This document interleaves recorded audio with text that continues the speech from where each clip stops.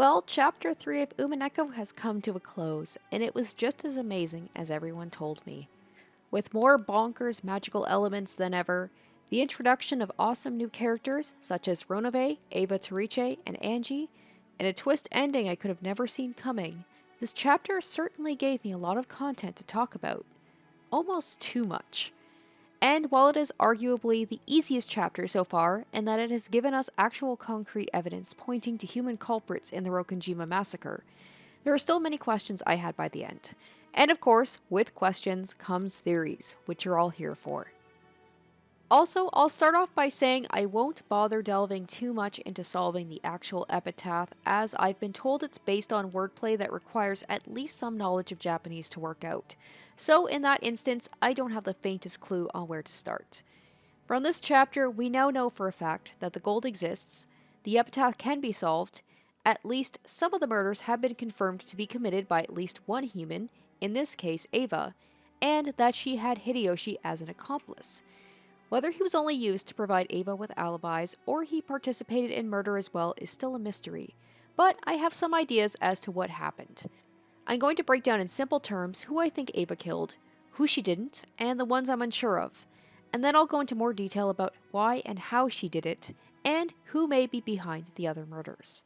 I believe that Ava killed Natsui, Kraus, Badler, Rosa, and Maria. Ava didn't kill Nanjo, George, Kinzo, and all the servants. The people I am unsure she killed: Kyrie, Rudolph, Jessica, and Hideyoshi. First, let's go into the most complicated locked room mystery yet. 6 bodies are found in locked rooms throughout the mansion. The first body found is Shannon's, on the first floor parlor by breaking through a window. She had her master key and an envelope with the key for the second floor guest room. In that room, Kumasawa's body was found with her master key and another envelope with the key for the servants' room. In that room, Goda's corpse was found with his master key and an envelope with the key to the VIP room.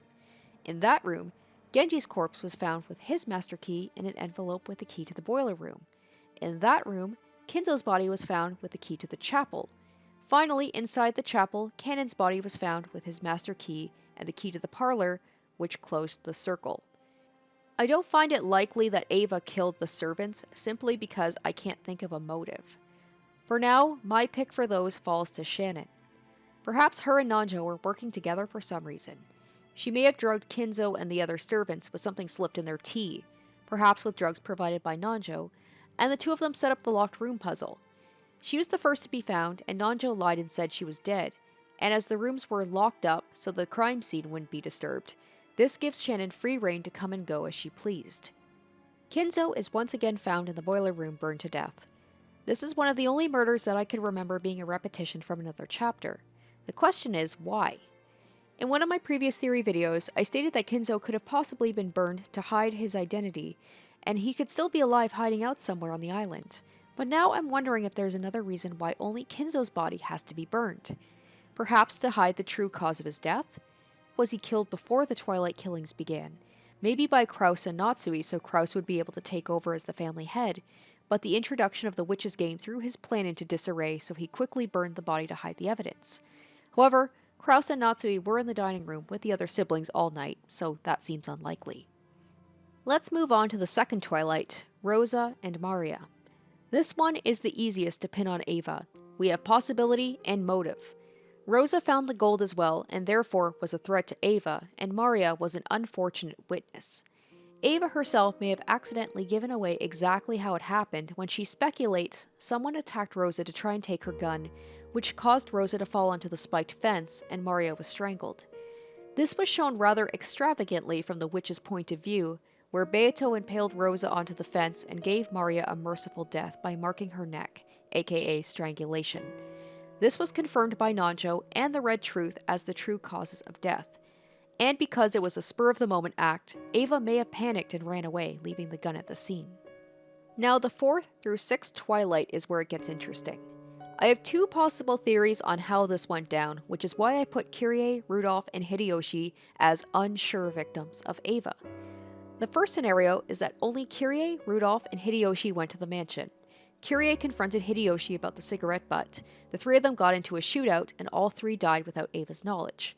Quick note, when I went back to check the character profiles, Hideyoshi said, "Who knew she was still alive?"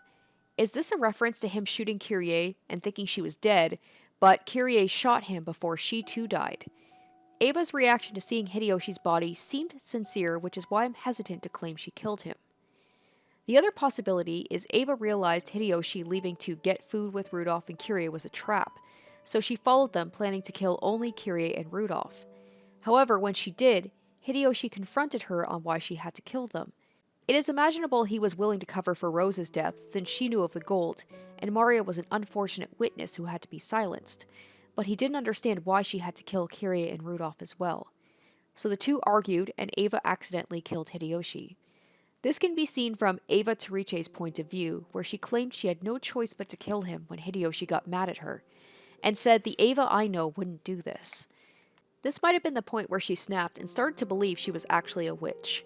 So now she was probably thinking, well, I've already killed so many people, I might as well take out Kraus and Natsui too and keep the gold for myself and George. On to the murders of Kraus and Natsui. This one is also pretty easy to attribute to Ava. She was the only one on the first floor of the guest house and made coffee for them. Maybe she had drugged the coffee with medicine she stole from Nanjo. Then it was just a matter of dragging their bodies out of the building to the gazebo. Jessica herself states that it could be no one but Ava, as everyone else was either in the mansion or upstairs in the guest house, and I agree.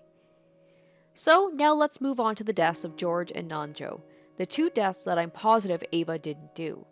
George, because no matter how out of her mind Ava gets, I don't think she would ever kill her precious son. And Nanjo, because according to the Red Truth, Ava has an airtight alibi. Once again, I'm going back to why I think Shannon could be responsible. Maybe George either snuck out on his own to see Shannon, caught her off guard, forcing her to kill him, or she used Nanjo to convince George to go to the parlor, which would explain the parlor locked room scenario. Once again, using the witch's POV, George saw Shannon come back from the dead before she was killed. I think this is a metaphorical version of what actually happened, which is Shannon still pretending to be dead, waking up and murdering him. She then betrayed Nanjo and killed him, then, pretending to be Cannon, lured Jessica into the parlor for some reason. Whether Jessica killed Shannon, Shannon killed Jessica, or Ava killed Jessica, I still don't know, as it's stated at the end that Jessica went missing. There's just one teensy little problem with my Shannon is the other killer theory, which is the Red Truth stating Shannon died on the first Twilight, but it's the best theory I have for the murders I can't pin on Ava. And finally, Battler's death was pretty straightforward. We see from his perspective Ava shoot him with a gun, so another confirmed death by Ava. So why were people being killed even after Ava solved the epitaph? The epitaph clearly stated that if someone solved it, there would be no more death. The game explains this away by saying that it was Beato's rules, but once Ava Torice took over, she wanted to continue the murders because she enjoyed them. I think the murders actually continued because Ava grew greedy and paranoid and killed off her family to keep the gold to herself. But that still doesn't explain certain murders that I don't think Ava committed, hence why I believe there's actually at least two different killers working concurrently. Also, there's the fact the stakes weren't used until the fourth Twilight. Why is this? Was it the culprit using them at certain times to throw off suspicion, or is it because there were two or more different murderers? Someone who wanted to keep up the appearance of the epitaph, and someone who didn't care. And on that note, where did the stakes come from? I'm assuming Kinzo's room where he keeps a bunch of occult items. I don't think Ava had any knowledge of the stakes and where they were, so I believe whoever is the other murderer was also the one who inserted the stakes into the bodies after they were already dead, to keep up the appearance of the murders following the epitaph. It seemed like after Ava found the gold, her whole demeanor changed. While she at first claimed she would split the gold with her siblings until Ava Torice argued she should keep the gold for herself and kill off her family, I think that's just her justifying her actions as her witch side that she had no control over, so she can absolve herself of guilt. Similar to Rosa claiming there's a witch in her that causes her to do bad things. Kenzo also became paranoid after getting his gold. Is it just greed, or is there actually something cursed about the gold? And is it also a coincidence that Ava got sick around the same age Kenzo did? Were they afflicted with similar illnesses, or was Ava actually poisoned like she assumed? The fact Ava dies at different times during the other chapters tells me there's a different perpetrator each time the game is reset. Of course, there's nothing saying there can't be multiple killers working either together or concurrently. However, this is the first time someone is confirmed to make it all the way to the end alive. So that brings up the question of the past 2 chapters, and who was behind those murders and why they didn't make it off the island. You could argue that Ava was a witch, she completed the witch's ceremony and thus she was revived and none were left alive, but I don't think the ceremony has anything to do with it. Also, at the end of each chapter, it says characters who survived until the final twilight accepted the witch and were brought to the Golden Land, which seems to be code for characters that we didn't see die. In the case of this chapter, Jessica was the only one who we didn't see either die or her body afterwards, and the scroll at the end states she went missing, but also accepted the witch. Is the term accepted the witch code for something? Once again, the big question is, what is the work of humans, and what, if anything, is the result of magic? Virgilia mentioned that what was once explained by magic can now be explained by science. I think that's a clue that I need to not be distracted by all the fantastical scenes, the witch battles, Ava Terice's elaborate murders, the Chester sisters, and focus on how the murders can be done by human means. I think the magical scenes serve the purpose of a metaphorical visualization of how certain scenarios would look if everything were to be explained with magic. Not to say there's nothing supernatural or magical going on at all. Maybe it's similar to Higurashi, with supernatural elements such as Hanyu and the idea of looping timelines, but the actual murders are done by the hands of humans. Heck, one of the final red truths states that absolutely no factors other than humans participate in this game board. This red truth cements the fact that all the murders were committed by humans, and seems like a strange thing for a supposed witch to proclaim while also wanting to claim the murders could only have been done by magic. The irony of this chapter is it is the most fantastical one yet, but it's pushed me further into believing that this is all the work of humans, and the magical moments are just a smoke show to confuse the reader by throwing so much crazy shit at them they become too overwhelmed to think of the logical solution. Let's also talk about the number on the parlor door, 07151129. Badler notes that the first 4 numbers correlate to his birthday, but no one knows how the other numbers, 1129, correlate to anything. I have a hard time believing that the numbers being Badler's birthday is a coincidence. So, what is the significance of November 29th? Is it human Beatrice's birthday? Is it the day Beatrice died? We know Beato was an actual human woman Kinzo kept locked in a separate house on Rokenjima that Rosa had met, so I'm guessing it's something to do with her. As for Beatrice, I'm not entirely sure how to feel about her after her heel turn at the end. She does play off her supposed change of heart as utilizing the North Wind and Sun strategy to persuade Badler to accept her, but it seems obvious to me that she developed a real connection with him. She clearly hesitates while declaring her redemption was all an act, but maybe that in itself was an act too, and she's just playing some real 4D chess. However, I'm convinced she will eventually legitimately come to our side. Besides that, she does get some legitimate character development. We learn she's still very childish at heart, and maybe a little insecure.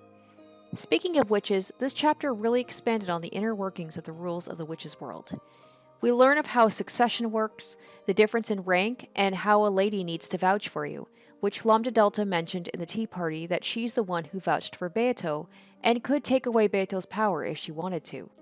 I also liked the expansion of Lambda Delta and Bernkastel's relationship, which after Higurashi Sotsu takes on a whole new meaning.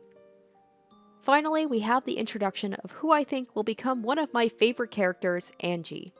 How will she play a part in future chapters?